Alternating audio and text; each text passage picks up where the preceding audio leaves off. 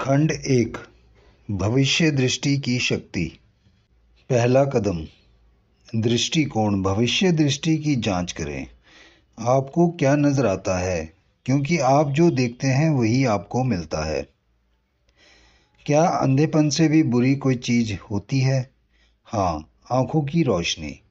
अगर भविष्य दृष्टि ना हो। Helen Keller. मनुष्य की सीमा वही है जो उसकी कल्पना की उड़ान की सीमा है। ऑटियर। जहाँ भविष्य दृष्टि नहीं होती वहाँ के लोगों का नाश हो जाता है। Proverbs 29:19 KJV। भविष्य दृष्टि। औसत जीवन एक ऐसा स्थान है जिसके उत्तर में समझौता, दक्षिण में अनिर्णय, पूर्व में अतीत का चिंतन और पश्चिम में भविष्य दृष्टि का अभाव है। जॉन मैसर। भविष्य दृष्टि ही सफलता का शुरुआती बिंदु है। यह जिंदगी को बदलने का शुरुआती बिंदु है। यह आपके संकटों को सफलता में बदलने का शुरुआती बिंदु है। अपने संकट को सफलता में बदलने के लिए आप में भविष्य दृष्टि होना ही चाहिए। आपके पास एक लक्ष्य होना चाहिए और आपको उस लक्ष्य पर केंद्रित होना चाहिए। भविष्य दृष्टि आपके संकट को सफलता की नींव में बदलने की खोज का पहला हिस्सा है। आइए सबसे पहले हम यह पक्का कर लें कि भविष्य दृष्टि क्या होती है। भविष्य दृष्टि का संबंध आपकी जिंदगी की संभावनाओं को देखने से है। आपके दृष्टिकोण या जीवन को देखने के नजरिए के हिसाब से आप किन चीजों को संभव मानते हैं। अगर आपके पास अपने जीवन की भविष्य दृष्टि है तो आपको अपनी जिंदगी की मंजिल दिख सकती है और यह भी कि आप किस लक्ष्य का पीछा कर रहे हैं। प्रोवर्ब्स 29:18 NKJV में लिखा है, जहां भविष्य दृष्टि नहीं होती वहां के लोगों का नाश हो जाता है। इसका यह मतलब है, जहां भविष्य दृष्टि होती है वहां के लोगों का विकास होता है। अपने संकटों को सफलता की नींव में बदलने के लिए अपनी जिंदगी के बारे में आपके पास एक भविष्य दृष्टि होना ही चाहिए। भविष्य दृष्टि शब्द को परिभाषित करना महत्वपूर्ण है। सबसे पहले बात, कई लोग यह मानते हैं कि भविष्य दृष्टि का मतलब आंखों की दृष्टि से है। क्या आपको संकट को सफलता की नींव में बदलने के लिए आंखों की दृष्टि की जरूरत होती है? इसका जवाब है नहीं। हेलन केलर ने यह साबित कर दिया था। वे नेत्रहीन और बधिर पैदा हुए थे। इसके बावजूद वे महानतम महिलाओं में से एक बन गई। स्टीवी वंडर ने यह साबित कर दिया कि महान बनने के लिए आपको आंखों की दृष्टि की जरूरत नहीं पड़ती। वे सैगिनो मिशिगन में नेत्रहीन और गरीब पैदा हुई थी, परंतु उनमें महान बनने की भविष्य दृष्टि थी। वे लगातार कोशिश करते रहे जब तक कि मोटाउन रिकॉर्ड्स ने उनकी प्रतिभा को पहचानकर उन्हें अवसर नहीं दिया। स्टीवी वंडर 20वीं सदी के सबसे बेहतरीन गायकों में से एक बने। रे चार्ल्स को भी बचपन में एक संकट का सामना करना पड़ा। जब 5 वर्ष की उम्र में उनकी आंखों की रोशनी कम होने लगी। उनकी मां के पास इतने पैसे नहीं थे कि वे किसी विशेषज्ञ डॉक्टर से उसका इलाज करा सकें और अंततः वे अंधे हो गए। वे हार मान सकते थे, परंतु उन्होंने अपने सपने की खातिर संघर्ष करने का निर्णय लिया। बाद में वे अमेरिका के हीरो बन गए। जॉस फेलिसियानो प्लूटोर रिको में गरीब और नेत्रहीन पैदा हुए थे। कुछ पड़ोसियों ने सुझाव दिया कि वे कटोरा लेकर भीख मांगने लगें, जिस तरह बाकी अंधे लोग मांगते हैं। परंतु जॉस ने इनकार कर दिया। उन्हें एक पुराना गिटार मिल गया और उन्होंने खुद इसे बजाना सीखा। वे रात दिन इसका अभ्यास करते थे। कई बार तो उनकी उंगलियों से खून निकलने लगता था। आज जॉस फेलिसियानो की गिनती महान गिटार वादकों में होती है। उन्होंने एक गीत लिखा है जिसे हर क्रिसमस पर गाया जाता है। आपको संकट को सफलता में बदलने के लिए आंखों की दृष्टि की जरूरत नहीं होती है। पहले प्रकट की दृष्टि आंखों की दृष्टि होती है, पहले प्रकार की। अगला प्रकार है अतीत की दृष्टि, जिसका अर्थ है अतीत की घटनाओं को देखने में असमर्थ होना।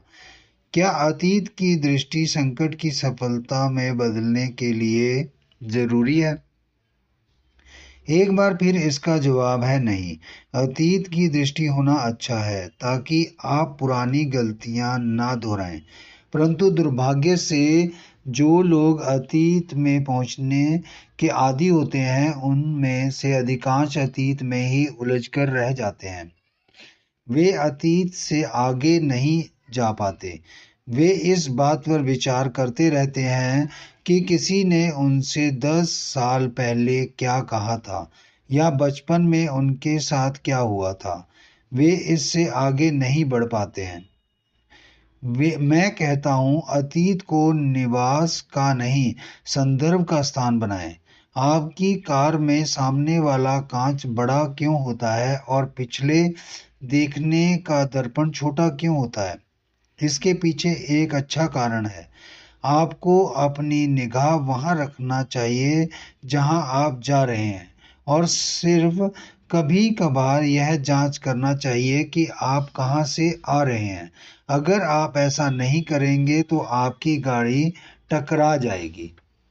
मुझे जीवन के बारे में यह कथन पसंद है, जीवन और स्कूल के बीच यह फर्क है कि स्कूल में आपको सबक पहले सिखाया जाता है और इम्तिहान बाद में लिया जाता है। जीवन में आपका इम्तिहान पहले लिया जाता है और सबक बाद में सिखाया जाता है। बिना इम्तिहान के कोई प्रमाण नहीं मिल सकता। जैसा जर्मन दार्शनिक कर्कगार्ड ने कहा था, जीवन को अक्सर पीछे की ओर देखकर समझा जाता है, परंतु इसे आगे बढ़कर जिया जाना चाहिए। अतीत में सीखें, परंतु वहीं उलझकर न रह जाएं। तीसरी प्रकार की दृष्टि अंतर्दृष्टि है। अंतर्दृष्टि किसी स्थिति को देखकर उसकी अंदरूनी प्रकृति को समझने की शक्ति है। यह हमारे भीतर की खामोश धीमी सी आवाज है। कुछ लोग इसे अंतर्ज्ञान कहते हैं, यानी आंतरिक शिक्षक, जबकि कुछ इसे दृष्टिकोण कहते हैं। मेरी राय में अंतर्दृष्टि आपके अनुभवों, तर्क, दृष्टिकोण और आपका मार्गदर्शन कर रही आंतरिक आवाज के प्रति संवेदनशीलता है। दुर्भाग्य से अधिकांश लोगों ने इसकी आवाज के बटन को बहुत धीमा कर दिया है। वे अपने भीतर की आवाज नहीं सुनते और बाहर के दोष दर्शियों तथा नकारात्मक लोगों की आवाजें सुनते हैं। कई बार हमें खुद को अपनी सफलताएं याद दिलाने की जरूरत होती है और अपनी असफलताओं की तरफ से ध्यान हटाना होता है। अपने भीतर की धीमी आवाज सुने जो कहती है, देखो, तुम्हें कुछ सफलताएं मिल चुकी हैं और अभी आगे ज्यादा बड़ी सफलताएं मिलनी वाली हैं। अगर तुम उस समय सफल हुए थे तो आज भी हो सकते हो। बस कोशिश करो, तुम यह कर सकते हो। अपनी आंतरिक आवाज के बटन को घुमाकर तेज कर दें और यह मान लें कि अगर आप कोशिश करें तो आप अविश्वसनीय काम कर सकते हैं। अंधी प्रकार की दृष्टि दूरदर्शिता है। दूरदर्शिता भविष्य भांपने की क्षमता है। दूरदर्शी भविष्य वक्ता नहीं, बल्कि वह व्यक्ति है जो अपने दिमाग में देखी गई चीज का सृजन कर रहा है। जैसी कहावत है, भविष्य बताने का सबसे अच्छा तरीका इसका निर्माण करना है। दूरदर्शिता का संबंध मंजिल और संकल्प से है। यह दृष्टि आपको आगे तक देखने की अनुमति देती है और यह विश्वास करने की भी कि जो आप देखते हैं वह संभव है। रोमन 4:17 NKJV में कहा गया है कि दूरदर्शिता का संबंध आस्था से है, जिसका प्रयोग करके आप काल्पनिक चीजों को इस तरह सामने ला सकते हैं जैसे वे अस्तित्व में हों। अंतर्दृष्टि के साथ दूरदर्शिता का संयोग होने पर एक शक्तिशाली चीज उत्पन्न होती है जिसे सपना कहते हैं। सपना सफलता का बीज है। आपको अब सपने देखना चाहिए, भले ही लोग कह रहे हों कि आपके सपने साकार होना असंभव है, परंतु आप में यह विश्वास होना चाहिए कि यह संभव है। अंतर्दृष्टि और दूरदर्शिता का संयोग भविष्य दृष्टि की शक्ति का दोहन करने की कुंजी है तथा सफलता के मार्ग का शुरुआती बिंदु है। दृष्टिकोण हर महत्वपूर्ण अनुभव को या तो संकट के रूप में देखा जा सकता है या फिर एक अद्भुत नए रोमांच की शुरुआत के रूप में। यह आपके दृष्टिकोण पर निर्भर करता है। Mary Robertson Rinehart. जीवन में हम सबको कई बार पराजय मिलती है, परंतु यह संभव है कि आप पराजित होने के बाद भी ना हारें और असफल हुए बिना असफलता को झेल जाएं। विजेता असफलता और पराजयों को जीतने की प्रक्रिया का हिस्सा मानते हैं। माया एंजेलोव। आप इस बात पर दुखी होते हैं कि गुलाबों की टहनियों में कांटे हैं, या फिर इस बात पर खुश होते हैं कि कंटीली झाड़ियों पर गुलाब है। अज्ञात। दृष्टिकोण भविष्य दृष्टि की अवधारणा का महत्वपूर्ण हिस्सा है। दृष्टिकोण का अर्थ यह है कि आप स्थिति को किस तरह से देखते हैं। आप इसे समस्या की तरह देखते हैं या फिर अवसर की तरह। आप इसे परिवर्तन की तरह देखते हैं या फिर संभावना की तरह। आप इसे एक नई शुरुआत की तरह देखते हैं या फिर अंत की तरह। आप इसे प्रवेश द्वार की तरह देखते हैं या फिर निर्गम द्वार की तरह। आप इसे राह के अंत की तरह देखते हैं या फिर राह के मोड़ की तरह। आप इसे संकट की अस्थायी दौर की तरह देखते हैं या फिर स्थायी संकट की तरह। दूसरे शब्दों में, आप इसे वाक्य के अंत की तरह देखते हैं या फिर अल्प विराम की तरह। अंत में आप इसे संकट की तरह देखते हैं या फिर सफलता की नींव की तरह। यह एक बहुत महत्वपूर्ण सवाल है जो इस बात को बहुत प्रभावी करता है कि आप किस तरह प्रतिक्रिया करेंगे। सबसे पहली बात, गिलास आधा खाली है या आधा भरा है। रात खत्म हो रही है या दिन की शुरुआत हो रही है। जो भी दृष्टिकोण आप चुनते हैं वह आपके निर्णयों को काफी प्रभावी करेगा। आप जो निर्णय लेते हैं वे काफी हद तक आपके कामों को तय करेंगे और आप जो काम करते हैं वे परिणामों को तय करेंगे। गिलास आधा खाली है या आधा भरा है। मुझे याद है, इस सवाल को मैंने बचपन में टेलीविजन पर पीस कॉपर्स के कार्यक्रम में सुना था। उस समय मुझे इस सवाल का जवाब या महत्व ठीक ठीक पता नहीं था, परंतु मुझे लगा था कि उस गिलास में अभी भी बहुत सा दूध भरा जा सकता था। बीती बातें याद करने पर मुझे यह एहसास होता है कि मैं बहुत खुशकिस्मत हूँ जो मुझे सकारात्मक माता पिता ने परवरिश दी और बचपन से ही जीवन को सकारात्मक दृष्टिकोण से देखने के लिए तैयार किया। उन्होंने यह देखने में मेरी मदद की कि गिलास आधा खाली नहीं है बल्कि आधा भरा है। दुर्भाग्य से बहुत से लोगों की कंडीशनिंग बचपन से इस तरह होती है कि वे गिलास को आधा खाली देखते और पाते हैं। वे जीवन को नकारात्मक दृष्टिकोण से देखते हैं। बहरहाल, भले ही आपकी कंडीशनिंग नकारात्मक हो, परंतु इसका यह मतलब नहीं है कि आप वैसे ही बने रहें। यह तो एक विकल्प है। मैं जोर देकर यह कहना चाहता हूँ कि सकारात्मक दृष्टिकोण संकट की सफलता में बदलने की कुंजी है। इसकी बदौलत हमें यह निर्णय लेने की शक्ति मिलती है कि सामने की जो स्थिति है वह संकट है या सफलता की नींव। यह एक ऐसा विकल्प है जिसे आप चुन सकते हैं। कुछ लोग विपत्ति का प्रयोग प्रेरणादायी शक्ति के रूप में करते हैं, जिससे उन्हें शक्ति मिलती है, जबकि बाकी लोग विपत्ति के कारण बर्बाद और सीमित हो जाते हैं। कुंजी यह है कि आप विपत्ति को किस तरह से देखते हैं। आपको यह निर्णय लेना होगा कि आप सकारात्मक दृष्टिकोण रखेंगे। आपके इस दृष्टिकोण से आपके काम तय होंगे और आपके कामों से आपके परिणाम। और तभी आपको यह एहसास होना शुरू होगा कि हाँ, मुझे सचमुच लगता है कि मैं को सफलता को पा सकता हूँ।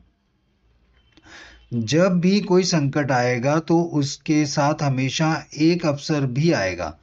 प्रसिद्ध पुस्तक थिंक एंड ग्रो रिच, सोचिए और अमीर बनिए के लेखक नेपोलियन हिल ने लिखा है, हर विपत्ति में समतुल्य अवसर का बीज छुपा होता है।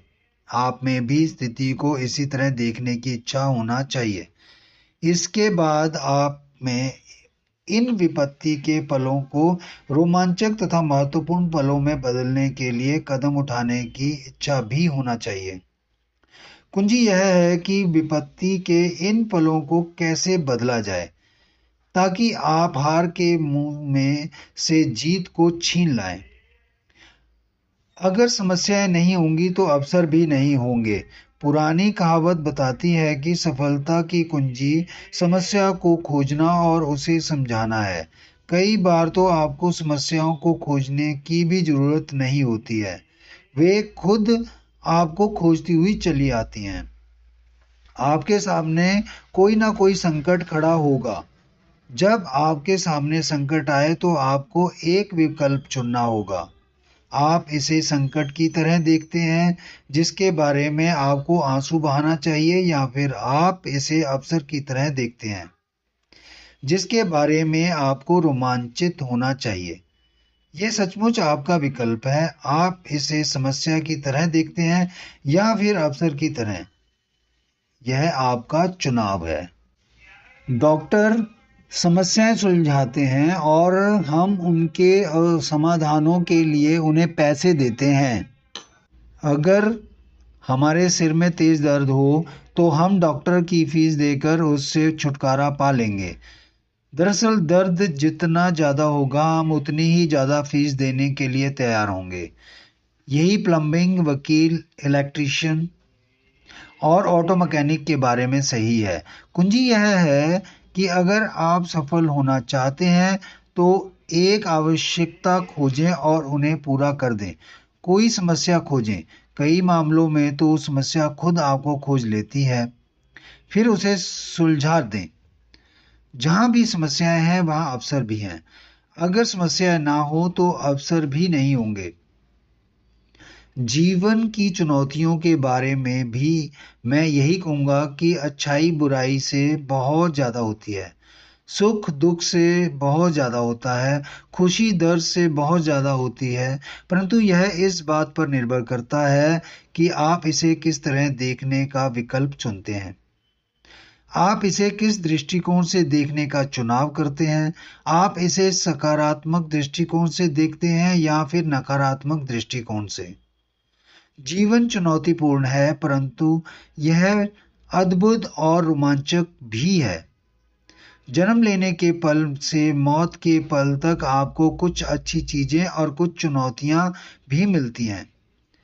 जिसे यह नहीं मिलता वह या तो झूठ बोल रहा है या फिर मर चुका है। आपको यह फैसला करना होगा कि आप किस तरह ध्यान केंद्रित करने का चुनाव करते हैं। आप अच्छाई की तलाश करते हैं या फिर बुराई की? दृष्टिकोण की शक्ति। जूते बनाने वाली एक बड़ी कंपनी ने दो सेल्स प्रतिनिधियों को ऑस्ट्रेलिया के विभिन्न हिस्सों में यह पता लगाने के लिए भेजा कि क्या वहां के मूल निवासियों को जूते बेचे जा सकते हैं। एक प्रतिनिधि ने संदेश भेजा, समय की बर्बादी है, यहाँ कोई बिजनेस नहीं मिलेगा, यहाँ के लोग जूते नहीं पहनते। तुम्हें प्रतिनिधि दूसरे प्रतिनिधि ने संदेश भेजा, और लोगों को भेज दें, यहाँ पर बिजनेस बढ़ाने के बहुत ज़्यादा अवसर हैं, यहाँ के लोग जूते नहीं पहनते हैं। यह सब इस बात पर निर्भर करता है कि आप गिलास को किस तरह से देखते हैं, आधा खाली या आधा भरा। यह एक ऐसा सवाल है जिसका जवाब आप और सिर्फ आप दे सकते हैं, और आपका दृष्टिकोण ही आपके जवाब को तय करता है। यह सकारात्मक है या नकारात्मक है। कई बार संकट निर्गम द्वार के रूप में आएगा। किसी चीज या व्यक्ति को छोड़ने के लिए आपको विवश किया जाएगा और आप असहज हो जाएंगे। यह डरावना और कष्टदायी होगा क्योंकि आपको किसी प्रिय वस्तु या व्यक्ति को छोड़ना पड़ रहा है। आपको परिवर्तन करना है, परंतु आप यह नहीं जानते कि इस परिवर्तन का परिणाम क्या होगा। आप तो सिर्फ इतना जानते हैं कि आपको दरवाजे का रास्ता दिखा दिया गया है, और आपको सलाह देता हूं कि आपको इस स्थिति को सकारात्मक दृष्टिकोण से देखना चाहिए और कहना चाहिए, यह ठीक है। यही कहें, यह ठीक है। क्यों? क्योंकि हर निर्णय निर्गम द्वार प्रवेश द्वार भी होता है। जब आप एक जगह से निकलते हैं तो हमेशा दूसरी जगह पर पहुंच जाते हैं, एक ऐसी जगह जो नई संभावनाओं और अवसरों से भरी है। हो सकता है आपका सामना अनजाने भविष्य से हो। मैं जानता हूं कि ऐसा करते समय आपको डर लग सकता है, परंतु आपको साहस रखना चाहिए। साहस सिर्फ डर का अभाव नहीं है, बल्कि डर के बावजूद आगे बढ़ना है। आगे बढ़ें, साहस के साथ आगे बढ़ें, और यह पहचान लें कि जिंदगी एक अद्भुत रोमांच है। जिंदगी उन लोगों के लिए अद्भुत रोमांच है जो इसे पूरी तरह से जीना चाहते हैं। सिर्फ इतना याद रखें कि हर निर्गम द्वार एक नई जगह का प्रवेश द्वार भी है, जिसमें नई संभावनाएं और अवसर होते हैं। अज्ञात का भय। एक व्यक्ति फायरिंग स्क्वाड के सामने खड़ा था। उससे उसकी अंतिम इच्छा पूछी गई।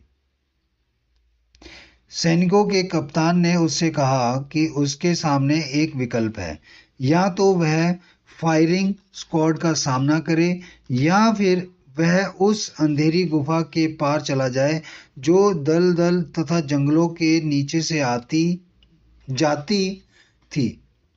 उसने गुफा की तरफ देखकर पूछा, यह कहाँ जाती है? सैनिकों के कप्तान ने जवाब दिया, कोई नहीं जानता। उसने बार बार भयावह दलदल और घने जंगलों को देखा। काम बहुत डरावना लग रहा था, इसलिए उसने आखिरकार कहा, आगे बढ़ो और गोली चला दो। सैनिकों ने गोली चला दी। बाद में एक युवक सैनिक ने पूछा कि क्या वह गुफा के भीतर जाकर जांच पड़ताल कर सकता है। कप्तान ने कांपते हुए कहा, यह जिंदगी तुम्हारी है, परंतु अगर तुम्हारी जगह पर मैं होता तो यह कभी नहीं करता। युवा सैनिक गुफा में गया। वह दलदल से रेंगते हुए अंधेरे में आगे बढ़ता गया, और काफी देर बाद जब वह दूसरी तरफ बाहर निकला तो वहां पर स्वतंत्रता थी, सुंदर स्वतंत्रता। इस कहानी का संदेश यह है कि अधिकांश लोग अपरिचित स्वर्ग के बजाय परिचित नर्क का चुनाव करते हैं। मुझे याद है कि अतीत की कुछ बाधाएं असंभव पहाड़ लगती थी, परंतु जब मैंने उन्हें पार कर लिया तो वे बहुत छोटी दिखने लगी। मुझे लगता है कि अगर हम पीछे पलट कर देखें और निष्पक्ष ढंग से देखें तो हम सबका यही अनुभव होगा। अतीत की समस्याओं के बारे में सोचें या सिर्फ अपने जीवन के अनुभवों के बारे में सोचें। जैसे हाई स्कूल या कॉलेज में पढ़ना शुरू करने से पहले आपको यह बहुत बड़ी बात लगती होगी, परंतु उसे पूरा करने के बाद आपको वह काफी छोटी बात लगती होगी। बुलबुल और गिद्ध। जीवन में आपको यह समझ लेना चाहिए कि दृष्टिकोण एक सशक्त गुण है। रेगिस्तान की ओर देखने पर आप दृष्टिकोण की शक्ति को समझ सकेंगे। गिद्ध रेगिस्तान भर में उड़ता है और अपनी ऊर्जा को मौत पर केंद्रित करता है। यह मौत और विनाश की तलाश करता है। इसके अलावा यह बाकी किसी चीज पर ध्यान केंद्रित नहीं कर पाता।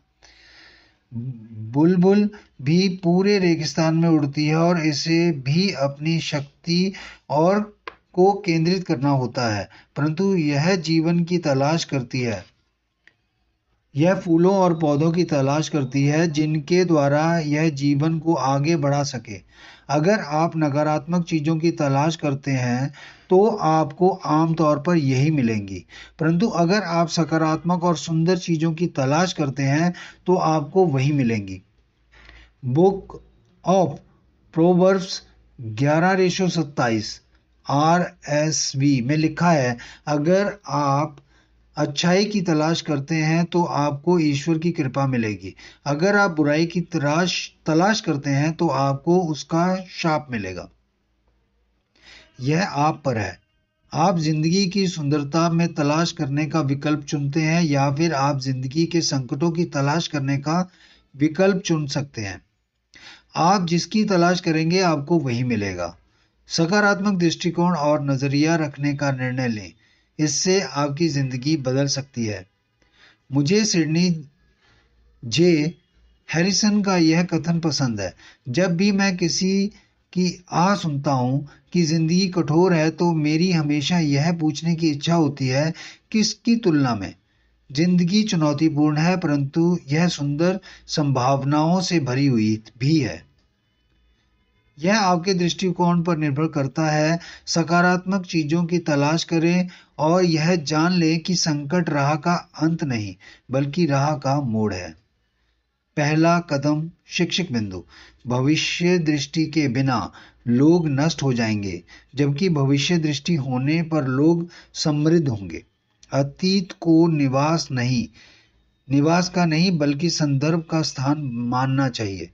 स्कूल में आपको सबक पहले दिया जाता है, इम्तिहान बाद में लिया जाता है, जबकि जिंदगी में इम्तिहान पहले लिया जाता है, सबक बाद में दिया जाता है। जीवन को पीछे की तरफ देखकर समझा जाता है, परंतु इसे आगे की तरफ देखकर जिया जाता है। हम बिना पराजित हुए पराजय का सामना कर सकते हैं। संकट को अंत नहीं विराम माने। अगर समस्याएं नहीं होती तो अवसर भी नहीं होते। हर निर्गम द्वार एक नई जगह का प्रवेश द्वार भी है जहां नई संभावनाएं हैं। जब आपको अपरिचित स्वर्ग मिल सकता हो तो परिचित नरक में रहने का विकल्प ना चुनें। अगर आप अच्छी चीजों की तलाश करेंगे तो आपको अच्छी चीजें ही मिलेंगी, इसलिए सकारात्मक दृष्टिकोण रखने का निर्णय लें। दूसरा कदम, यह समझ लें कि जिंदगी उतार चढ़ाव का खेल है। कई बार आप कार का शीशा बन जाते हैं तो कई बार आप मक्खी बन जाते हैं। यह ऐसा समय है जो इंसानों की आत्माओं का इम्तिहान लेता है। Thomas Paine. हाँ, यह ऐसा समय है जो इंसानों की आत्माओं का इम्तिहान लेता है। यह ऐसा समय है जो महिलाओं की आत्माओं का भी इम्तिहान लेता है, बच्चों की आत्माओं का भी और बुजुर्गों की आत्माओं का भी। यह मुश्किल समय है। यह समय भी ऐसा ही था, वह समय भी ऐसा ही था जब आप पैदा नहीं हुए थे। वह समय भी ऐसा ही होगा जब आप मर चुके होंगे। दूसरे शब्दों में कहा जाए तो जिंदगी मुश्किल है। आपके माता पिता के सामने भी मुश्किल समय रहा होगा और आपके दादा दादी के सामने भी, तथा आपके परदादाओं के सामने भी, और आपके सामने भी मुश्किल समय है। आगे बढ़ने से पहले हम यह स्पष्ट समझ लें, जिंदगी चुनौतीपूर्ण है। यह कल भी चुनौतीपूर्ण थी, आज भी चुनौतीपूर्ण है और आने वाले कल में भी चुनौतीपूर्ण होगी। किशोरावस्था में मैंने डेसिडरेटा नामक गीत सुना था। मुझे यह बहुत शांत और प्रेरक लगा। मुझे विश्वास था कि इसे वर्तमान युग के किसी महान गीतकार ने लिखा होगा। इस गीत में उन सभी बातों का जिक्र था जो मैं जीवन में अनुभव कर रहा था। इसमें चुनौती के बारे में बताया गया था, इसमें परिवर्तन के बारे में बताया गया था, और इस बारे में भी कि यह बहुत मुश्किल समय है। बहरहाल, इसमें यह भी बताया गया था कि यह जिंदा रहने के लिए अद्भुत समय भी है। मैं रोमांचित था क्योंकि मैंने महसूस किया कि मैं किस तरह जिंदगी को देखता हूँ। किसी ने आखिरकार उसी तरह इसका वर्णन कर दिया है। लेखक ने लिखा था, शोर शराबे और हड़बड़ी के बीच शांत रहो और याद रखो कि मौन में बहुत शांति है।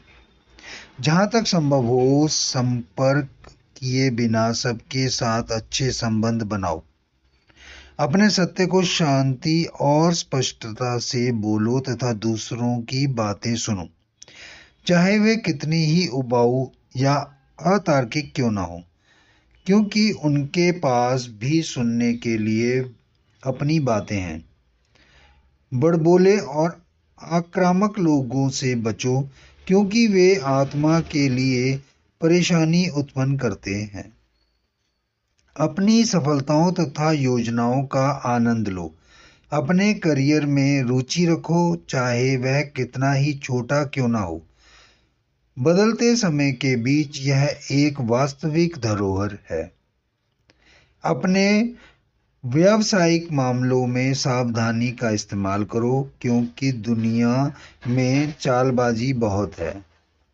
परंतु यह बात को अनदेखा मत करो कि दुनिया में ईमानदारी भी है। बढ़ती उम्र की सलाह को अच्छी तरह लो और सम्मान के साथ युवावस्था की चीजों को समर्पित कर दो।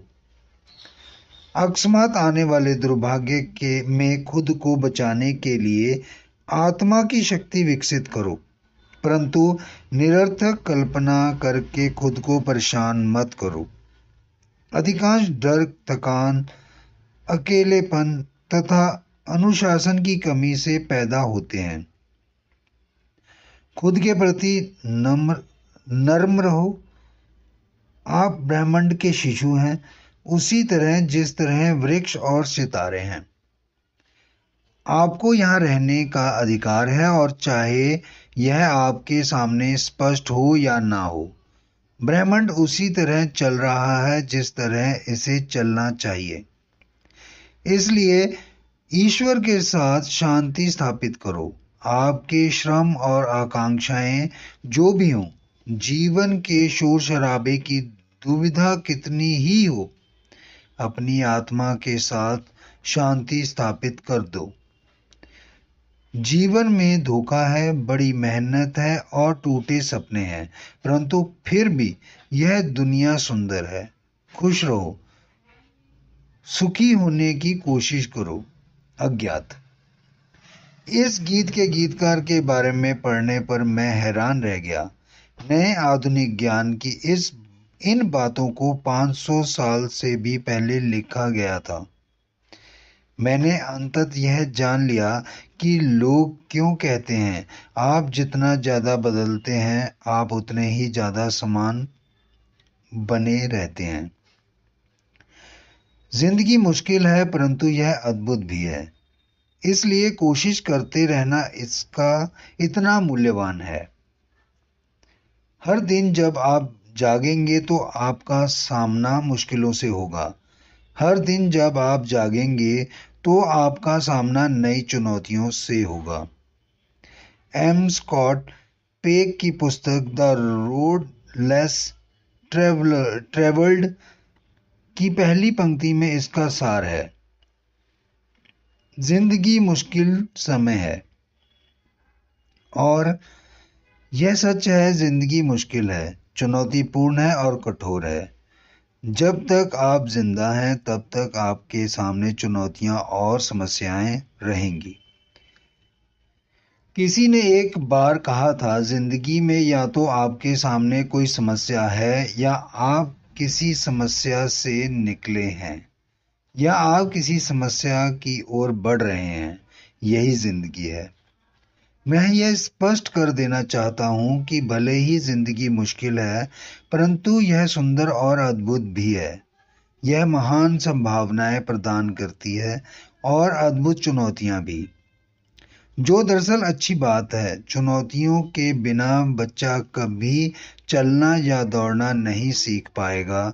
चुनौतियों के बिना हम कभी नए विचारों के बारे में पढ़ना और सुनना नहीं सीख पाएंगे। चुनौतियों के बिना हम कभी विकास नहीं कर पाएंगे और अपनी क्षमता को नहीं बढ़ा पाएंगे।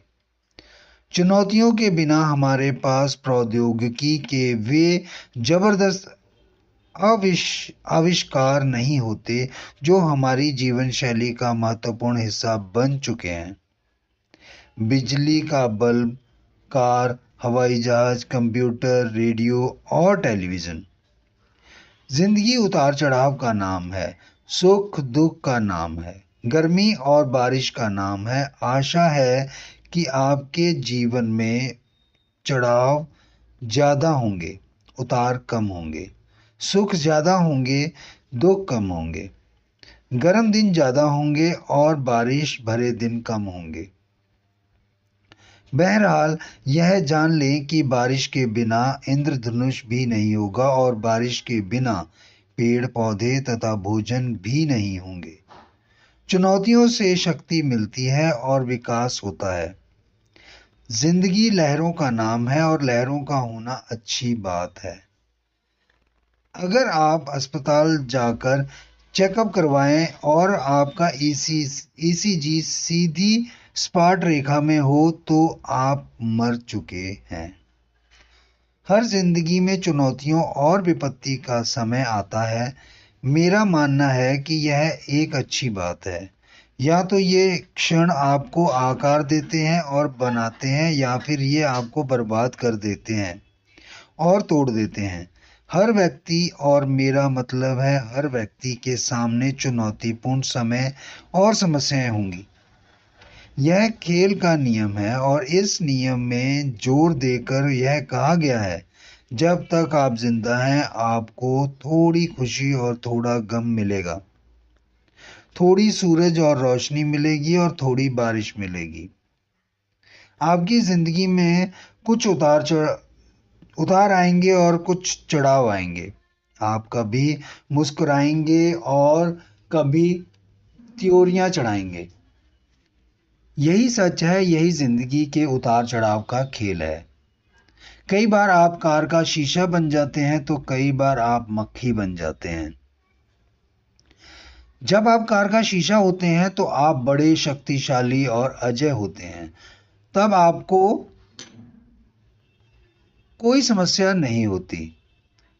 सुंदर सुबह, सुहाना दिन, अद्भुत अनुभव, हर चीज आपके हिसाब से होती है। आप बादशाह की तरह महसूस करते हैं। तब आप सोचते हैं, देख लो दुनिया बालो, मैं आ रहा हूं। परंतु जब आप मक्खी होते हैं तो आप बाधाओं से जूझते हैं। आपके सामने एक के बाद एक चुनौतियां आती हैं।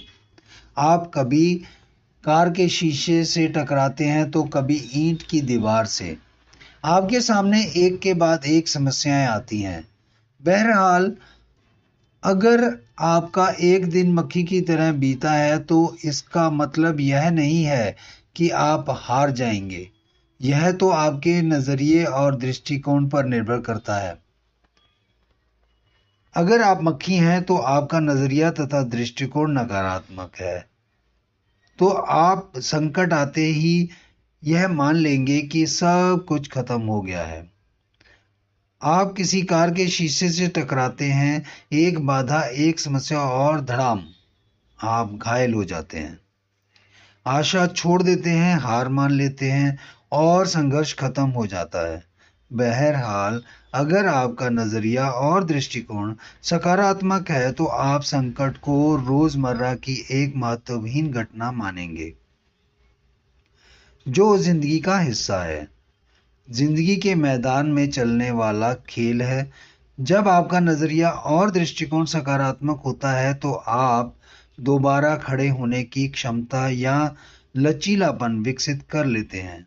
जब आप कार के शीशे से टकराते हैं तो आप घायल होकर नीचे नहीं गिरते और मरते नहीं हैं। सकारात्मक नज़रिया होने पर आप में लचीलापन आ जाता है, इसलिए कार के शीशे से टकराने के बाद दोबारा ऊपर जाते हैं और फिर से उड़ने लगते हैं।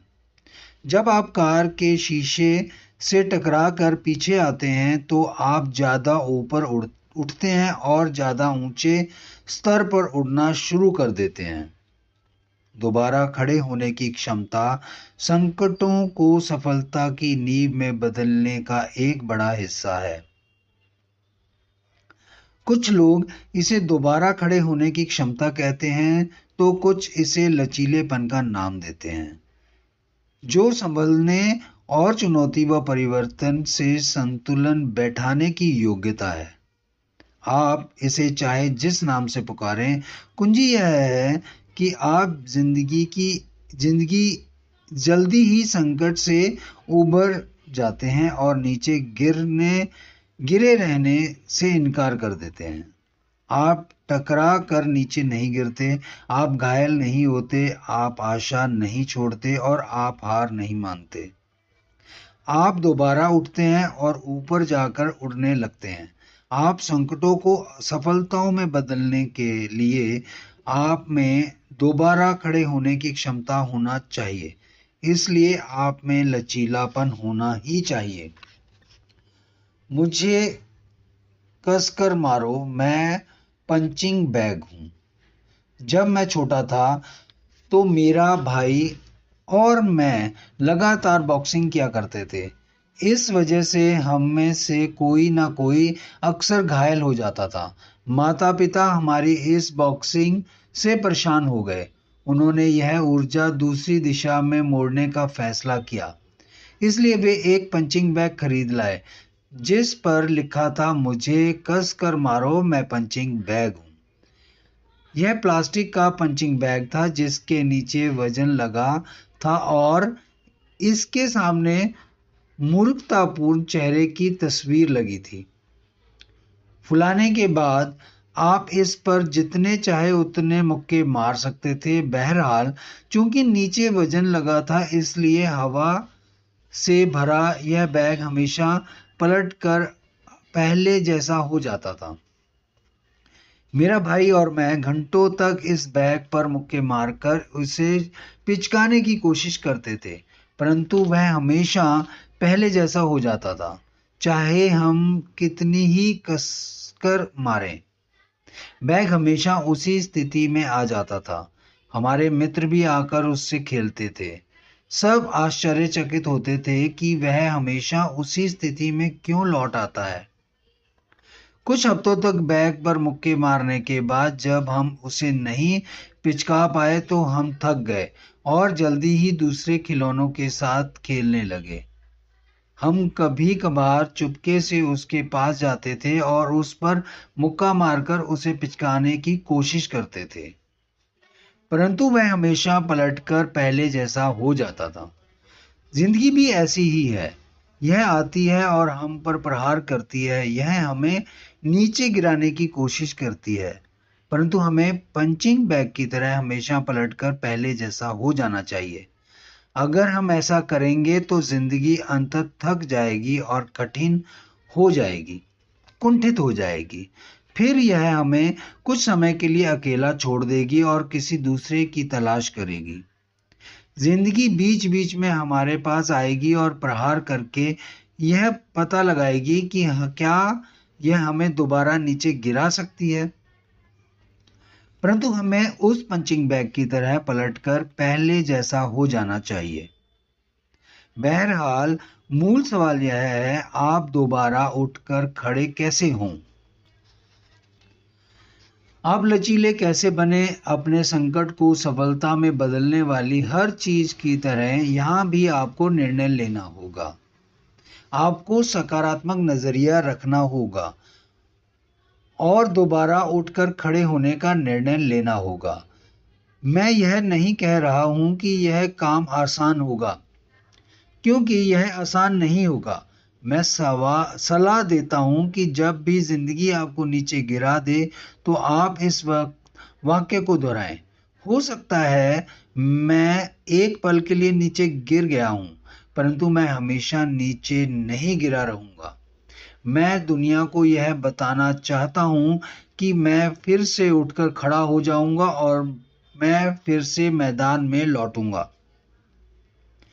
जिंदगी के उतार चढ़ाव के खेल में आप अगली बात यह समझ लें कि जिंदगी सबके साथ यही करती है। हर एक के साथ कोई ना कोई घटना होती है, परिवर्तन होता है, बदलाव होता है, चुनौतीपूर्ण समय हम सबके सामने आते हैं। इसे व्यक्तिगत रूप से ना लें, क्योंकि दरअसल यह व्यक्तिगत नहीं है। हर व्यक्ति को अवसर मिलता है। चुनौती और परिवर्तन के अवसर देने या उसे नष्ट करने की संभावना है, जो इस बात पर निर्भर करता है कि आप उसे किस तरह से देखते हैं। हर एक के सामने संकट आते हैं। मैंने वॉशिंगटन डीसी के मेट्रोपॉलिटन बैप्टिस्ट चर्च में एच बीचर हिक्स का एक प्रवचन सुना था, जिसका शीर्षक था, मुझे इस मुश्किल से बाहर निकालो। हिक्स ने यह बताया कि देर सवेर सबके सामने मुश्किलें आती हैं। सबकी जिंदगी में कोई गंभीर परेशानी आती है और उन्हें इस मुश्किल से बाहर निकलने का तरीका खोजने की जरूरत होती है। मित्रों, मर्फी के नियम में कहा गया है, हर एक की जिंदगी में आता है, हर एक की जिंदगी में। मर्फी का नियम। हम सबने मर्फी के नियम के बारे में सुना है, जिसका मतलब यह है कि जो भी चीज गड़बड़ हो सकती है, गड़बड़ हो जाएगी और सबसे बुरे वक्त में होगी। मर्फी कभी न कभी हर एक की जिंदगी में आएगा। मर्फी संकटों का शहंशाह है। वह संकट पैदा करता है और यह सुनिश्चित करता है कि हर एक के सामने कुछ संकट रहे। कुछ लोग दूसरों के मुकाबले ज़्यादा संकटों का सामना करते हैं, क्योंकि उनके पास रहने में मर्फी को ज़्यादा आराम मिलता है। ये लोग यह नहीं जानते कि मर्फी को किस तरह बताया जाए कि उन्हें मर्फी पसंद नहीं है। एक व्यक्ति ने मुझे हाल ही में बताया कि मर्फी वर्तमान में उनके घर के एक खाली कमरे में रह रहा है। मर्फी का तोड़ निकाला जा सकता है, मर्फी को बाहर धकेला जा सकता है। कैसे? तरीका आसान है। उसके लिए आपके पास रहना कष्टकारी बना दे। आप मर्फी की जिंदगी को कष्टकारी बना सकते हैं ताकि वह आपकी जिंदगी में बाधा डालना बंद कर दे। अगर आप उसका डटकर मुकाबला करेंगे तो आप उसके लिए मुश्किलें पैदा कर देंगे। इसके बाद वह किसी आसान लक्ष्य की तलाश करेगा। यह उसी तरह है जैसे कोई व्यक्ति अपनी कार में चोर विरोधी यंत्र लगवा दे। अगर चोर उस कार को चुराने का दृढ़ संकल्प कर चुका है, या शायद वह यंत्र के बावजूद उसे चुरा सकता है, परंतु यंत्र उसे हतोत्साहित करता है। वह यंत्र चोर के काम को मुश्किल बना देता है और चोर कार चुराने से पहले सोचेगा। चोर यह सोचेगा कि क्या उसे सचमुच आपकी कार चुराने के लिए इतनी कड़ी मेहनत करना चाहिए, जबकि सड़क पर पास में ही एक और कार खड़ी हुई है जिसमें चोर विरोधी यंत्र नहीं लगा है। आपको भी मर्फी का प्रतिरोध तंत्र विकसित कर लेना चाहिए। मर्फी के प्रतिरोध तंत्र को लगन कहते हैं। आपको मर्फी के बावजूद अपने लक्ष्य की ओर आगे बढ़ना चाहिए। जब मर्फी आप पर बाउंस मारे तब भी आपको लगन से जुटे रहना चाहिए। आपको एक संकल्पवान निर्णय लेना चाहिए कि आप हार नहीं मानेंगे। आप जितने लंबे समय तक जुटे रहेंगे, मर्फी उतना ही कमजोर होता चल जाएगा। इसका एक उदाहरण मुझे यह पुस्तक लिखते समय मिला। मैंने इस पुस्तक का पहला ड्राफ्ट पूरा कर लिया था और मैं इसका प्रिंट आउट निकालने जा रहा था कि तभी कंप्यूटर क्रैश हो गया। सब कुछ चला गया। मेरी पुस्तक की पांडुलिपि, मेरे नोट्स और महीनों की मेरी मेहनत, हर चीज चली गई। मर्फी ने हमला कर दिया था। वह कोशिश कर रहा था कि मैं हार मान लूं, क्योंकि वह यह नहीं चाहता था कि आप उससे मुक्ति पाने के तरीकों के बारे में पढ़ें। मैं दहशत में आ गया, परंतु मैं ठहरा और मैंने खुद को याद दिलाया कि मुझे शांत रहकर सोच विचार करना चाहिए। मुझे याद आया कि मैंने डिस्क पर पुस्तक का बैकअप ले लिया था, इसलिए मुझे चिंता करने की जरूरत नहीं है। मैंने अपनी विश्वसनीय डिस्क को बाहर निकाला और उसे ए ड्राइव में लगाकर खोला। तत्काल एक चेतावनी स्क्रीन पर आ गई। डिस्क में गड़बड़ है, डिस्क को पढ़ा नहीं जा सकता। ओ नहीं, मेरी किताब का ड्राफ्ट उड़ गया था और अब कंप्यूटर की डिस्क भी खराब हो गई थी। मैंने दूसरे कंप्यूटर में डिस्क चलाने की कोशिश की, परंतु वही परिणाम मिला। फिर मैंने अपने सहयोगी के कंप्यूटर पर डिस्क चलाने की कोशिश की, परंतु मुझे एक बार फिर वही परिणाम मिला। डिस्क में गड़बड़ है, डिस्क को पढ़ा नहीं जा सकता। मैं डिस्क को पड़ोस की कंप्यूटर दुकान में ले गया और दुकानदार से मदद मांगी। उसने डिस्क को कंप्यूटर में लगाया और उसे भी वही परिणाम मिला। इसके बाद उसने कहा, इस डिस्क में कोई बड़ी समस्या है, इसमें कोई वायरस चला गया है और इसकी सारी जानकारी उड़ गई है।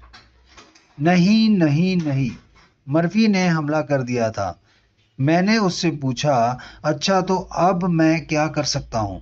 उसने कहा कि उसे नहीं मालूम। उसने यह सलाह दी कि शायद मुझे दोबारा उस पुस्तक को शुरू से लिखने के बारे में सोचना चाहिए। स्पष्ट रूप में यह सही जवाब नहीं था। मैं घर लौटकर सोचने लगा, मेरे पास क्या विकल्प है, मेरे पास क्या विकल्प है। मैं सोचता हूँ कि मेरे पास विकल्प है, मुझे बस सोचने की ज़रूरत है। मेरे पास क्या विकल्प है?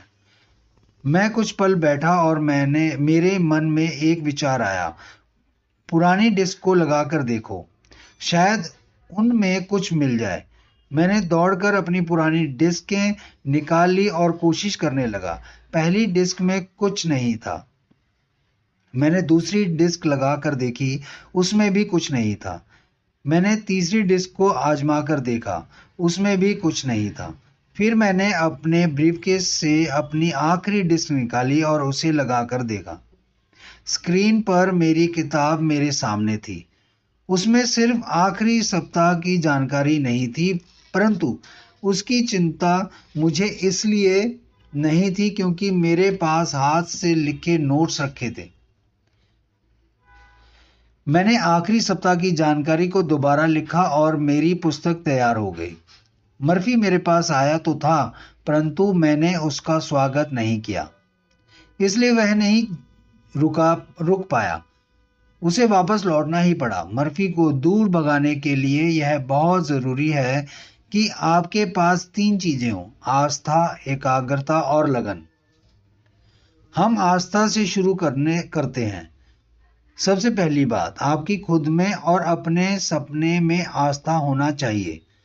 आपकी ईश्वर में आस्था होना चाहिए, जिसने आपको सपना दिया है, जिसने आपको जिंदगी दी है, जिसने आपको सपना साकार करने की सामर्थ्य दी है। समस्या चाहे जो हो, चुनौती चाहे जो हो, आपके यह विश्वास करना होगा कि आप सही सलामत रहेंगे। आपको यह आस्था पैदा करना चाहिए कि ईश्वर हमेशा आपके साथ है, और मर्फी की सेना चाहे कितनी ही बड़ी हो, अगर ईश्वर आपके साथ है तो आप उन पर भारी पड़ेंगे। कुल मिलाकर जीत आपकी ही होगी। दूसरी बात, आप में एकाग्रता होना चाहिए। सफलता पाने की कोशिश करते समय अपने सच्चे स्वरूप पर ध्यान केंद्रित करें। अपने लक्ष्य, अपने उद्देश्य, अपने मिशन एक पर एकाग्रचित रहें। समस्या के बजाय समाधान पर अपनी शक्ति केंद्रित करें। जैसा मेरे मित्र और सफलता के प्रशिक्षक अलवे कहते हैं, सफलता का संबंध व्यग्रता से नहीं, एकाग्रता से है।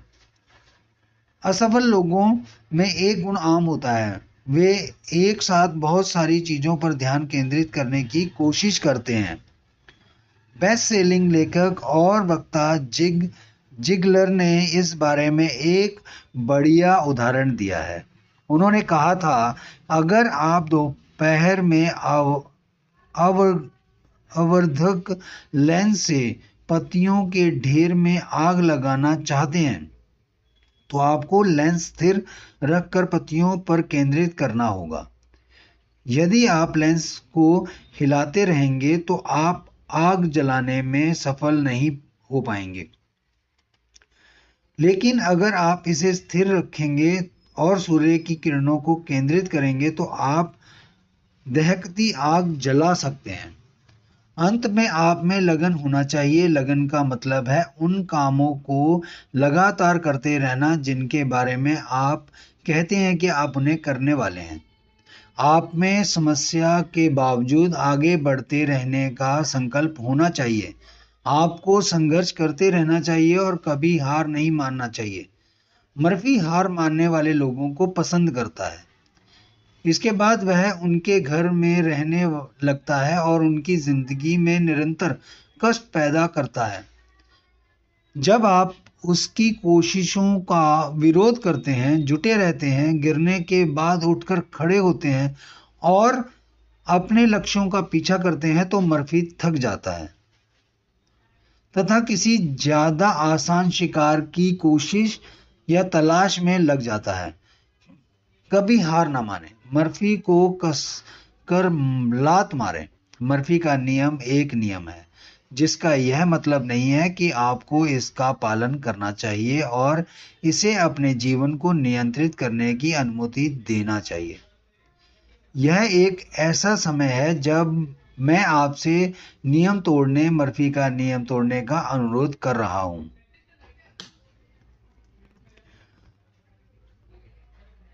मुझे याद है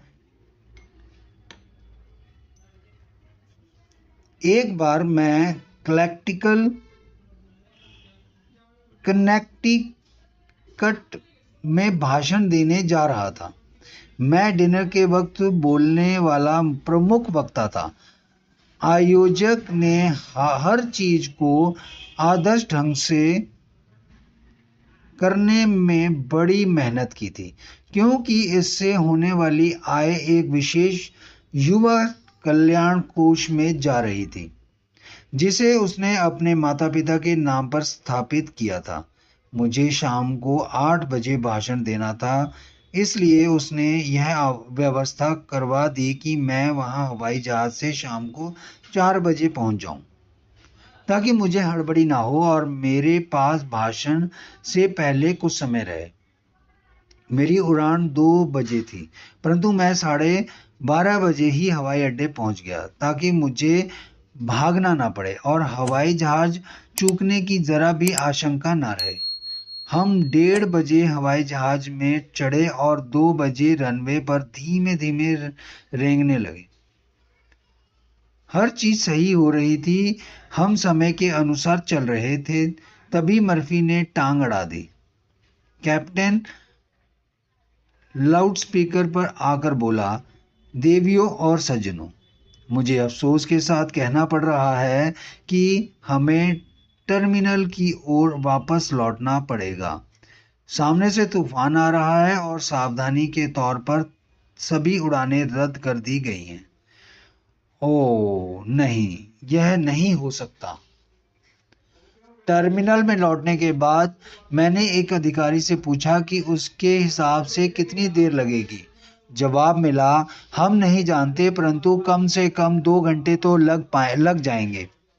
मैंने दूसरे विकल्प खोजने का फैसला किया। मैंने रेलवे स्टेशन फ़ोन किया, परंतु सारी ट्रेनें भरी थी।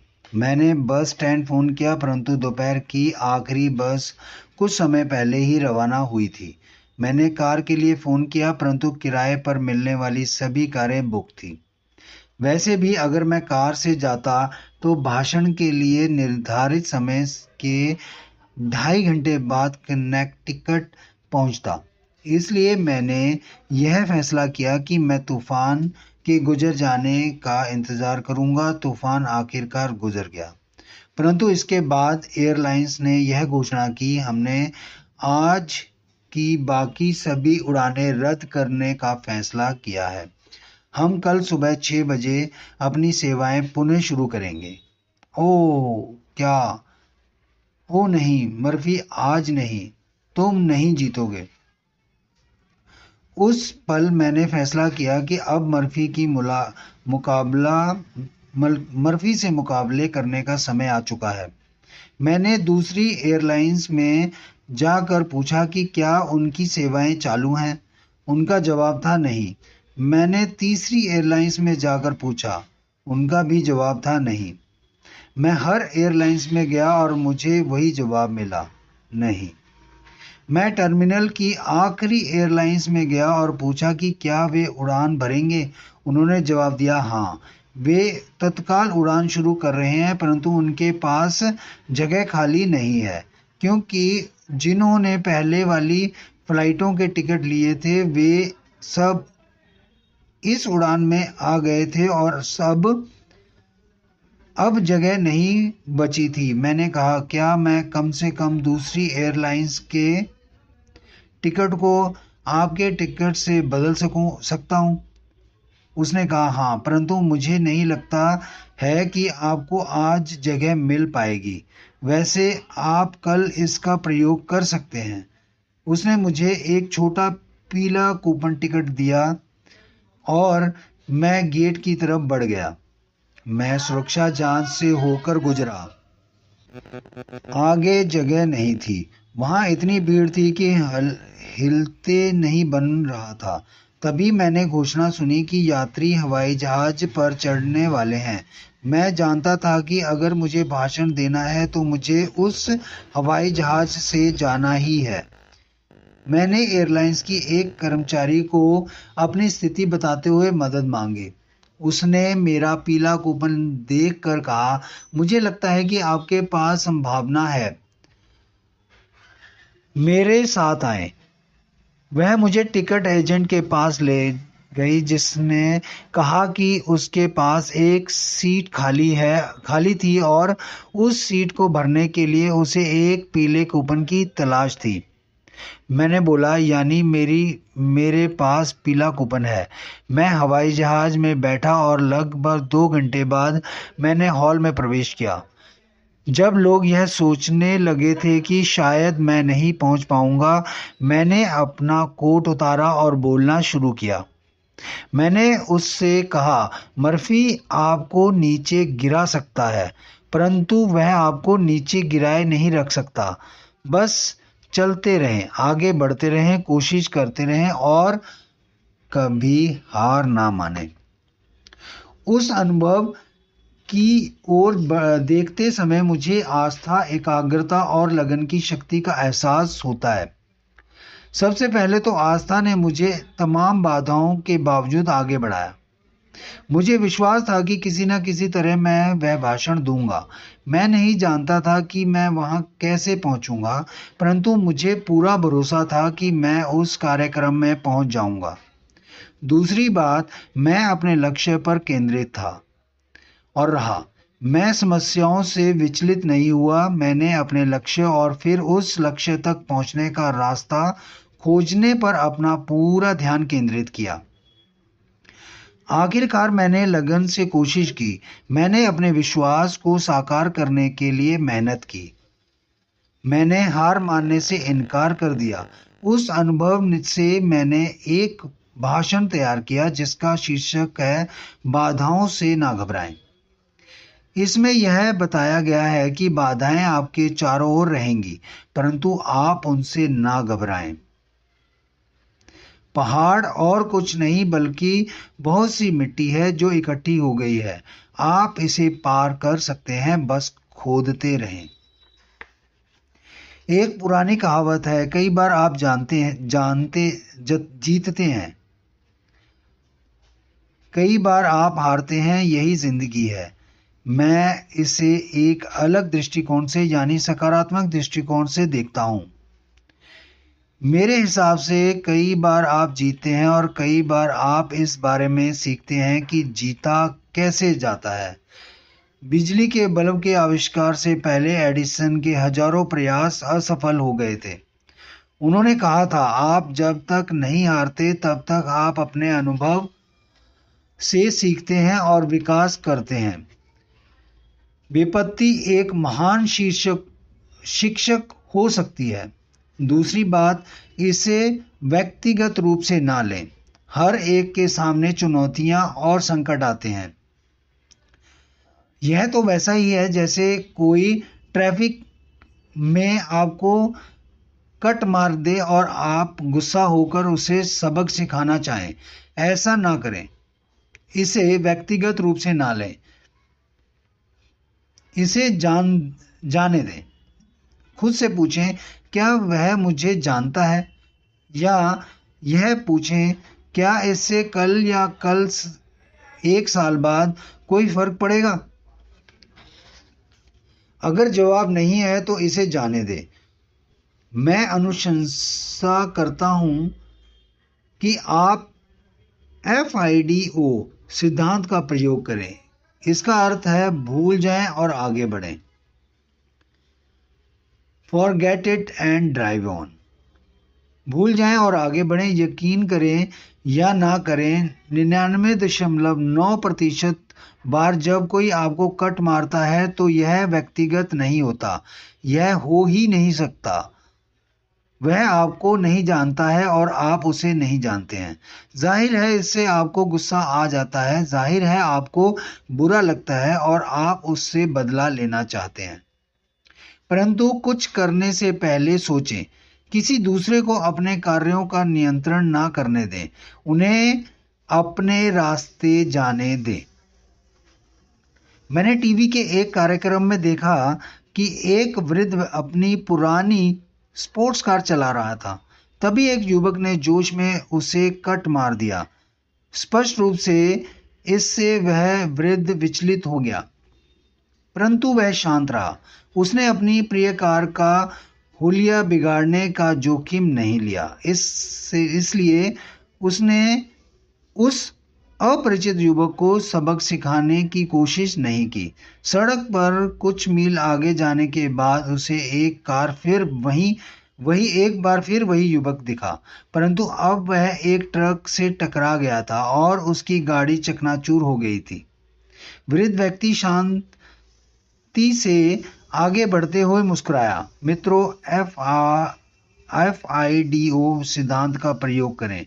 भूल जाएं और आगे बढ़ें। इसे व्यक्तिगत रूप से ना लें। लक्ष्य पर ध्यान केंद्रित करें और यह याद रखें कि संकट सबके सामने आते हैं। यह महत्वपूर्ण है कि हम चुनौतीपूर्ण शब्द को परिभाषित कर लें। वेबस्टर के अनुसार चुनौती एक ऐसी चीज है जो किसी भी शक्ति, इच्छा, खोज या प्रमाण का इम्तिहान लेती है। मैं इस परिभाषा में यह जोड़ना चाहूँगा कि चुनौतीपूर्ण स्थितियाँ वे होती हैं जो हमारी आस्था, विश्वास तथा संकल्प का इम्तिहान लेती हैं और ऐसा करके हमें ज़्यादा शक्तिशाली बनाती हैं। कई लोग चुनौतीपूर्ण अनुभवों को संकट कहते हैं, परंतु वेबस्टर डिक्शनरी संकट की परिभाषा देते हुए कहती है हार या प्रगति में बाधा। दोनों ही परिभाषाओं का प्रयोग किया जाता है, क्योंकि संकट हार भी हो सकता है और यह आपकी प्रगति में बाधा भी हो सकता है।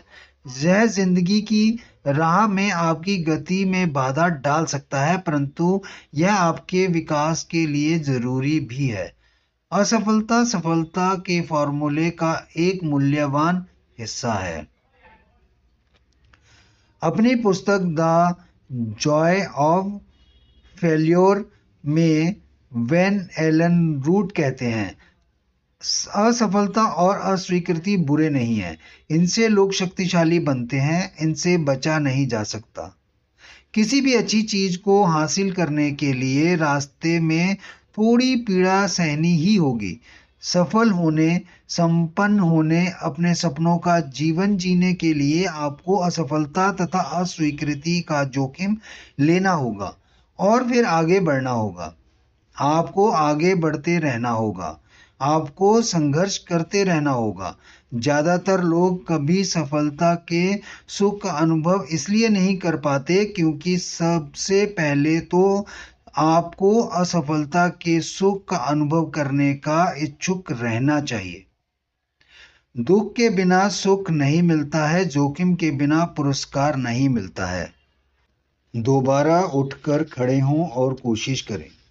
मैं वॉशिंगटन पोस्ट में एक लेख पढ़ रहा था। यह लेख थॉमसन परिवार के पास जुड़वा बच्चों के बारे में था जो 1977 के वसंत में पैदा हुए थे।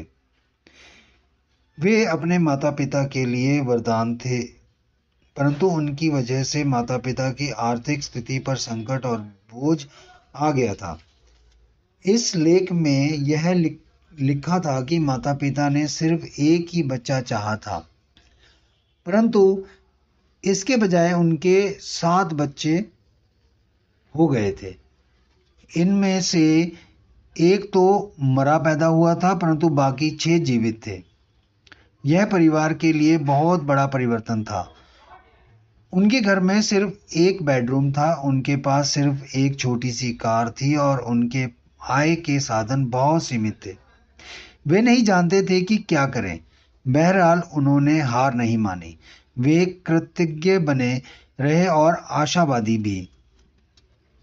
थॉमसन बच्चों के पैदा होने के कुछ ही समय बाद एक और परिवार में 7 बच्चे एक साथ पैदा हुए। पत्रकारों का ध्यान इस तरफ गया। पत्रकारों ने थॉमसन परिवार के 6 जुड़वा बच्चों के बारे में सुना, इस बारे में लेख लिखा और अमेरिकी जनता ने उस पर तत्काल प्रतिक्रिया की। शेवरलेट कंपनी ने परिवार को एक वैन और फैनी ने एक घर दान में दे दिया। हार्वर्ड यूनिवर्सिटी ने डायपर, भोजन और चाइल्ड केयर का सामान देकर सहयोग किया और यह आश्वासन भी दिया कि जब बच्चे कॉलेज में पढ़ने लायक होंगे तो उनकी कॉलेज की फीस माफ कर दी जाएगी। जब मैंने यह लेख पढ़ा तो एक पंक्ति ने मेरा ध्यान आकर्षित किया। इसमें यह बताया गया था कि बच्चे अपना पहला जन्मदिन मना रहे थे और एक बच्ची चलने की कोशिश कर रही थी। वह उठकर खड़ी होती थी, परंतु तत्काल गिर जाती थी और रोने लगती थी। उसकी माँ उसके पास दौड़कर गई और उसे गोद में उठाकर बोली, सब ठीक है, यह तो बड़े होने का हिस्सा है। तुम गिरोगी, परंतु तुम दोबारा उठकर खड़ी हो जाना और दोबारा कोशिश करना। अगर तुम दोबारा उठकर खड़ी नहीं होती हो तो तुम कभी चलना नहीं सीख पाओगी, और अगर तुम कभी चलना नहीं सीख पाओगी तो तुम कभी दौड़ना भी नहीं सीख पाओगी।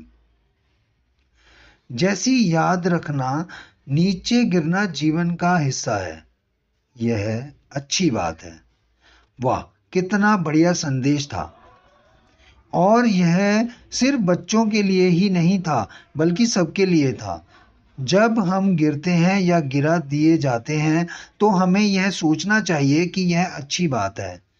दोबारा उठकर खड़े हो जाएं और कोशिश करते रहें, क्योंकि अगर आप दोबारा उठकर खड़े नहीं होंगे तो आप कभी चल नहीं पाएंगे और इसके बाद कभी दौड़ भी नहीं पाएंगे। कभी हार ना माने और कभी कोशिश करना ना छोड़ें। दोबारा उठकर खड़े हों। याद रखें, आप कई बार नीचे गिर सकते हैं, परंतु आपको मैदान छोड़ने की ज़रूरत नहीं है। आपकी सिर्फ दोबारा उठकर खड़े होने की ज़रूरत है। दूसरा कदम, शिक्षण बिंदु। जिंदगी मुश्किल है, इसलिए आपको कोशिश करते रहना चाहिए। जिंदगी लहरों का नाम है और लहरें अच्छी होती हैं। ईसीजी पर सीधी सपाट रेखा का मतलब यह है कि आप मर चुके हैं। लचीलापन विकसित करें ताकि आप पलट कर संभल सकें और फिर ज़्यादा ऊंची उड़ान भर सकें। नियम तोड़ें, यानी मर्फी का नियम तोड़ें, आगे बढ़ते रहें। अगर ईश्वर आपके साथ है तो जीत आपकी ही होगी। आस्था, एकाग्रता और लगन रखें। बाधाओं से ना घबराएं। जीतने के लिए नए तरीके खोजें या सीखते रहें। इसे व्यक्तिगत रूप से ना लें। FIDO भूल जाएं और आगे बढ़ने का नियम या का अभ्यास करें। नीचे गिरने में कोई बुराई नहीं, बस दोबारा उठकर खड़े हो जाएं। अगर आप गिरने के बाद दोबारा उठकर खड़े नहीं होंगे तो आप कभी चलना या दौड़ना नहीं सीख पाएंगे। और इस तरह दूसरे कदम का भाग समाप्त होता है। नए भाग के लिए अगले भाग को जरूर सुनें और इस पुस्तक को अपने दिल में बसा लें अगर आप तरक्की करना चाहते हैं तो। मैं आपका होस्ट त्रिलोचन सिंह।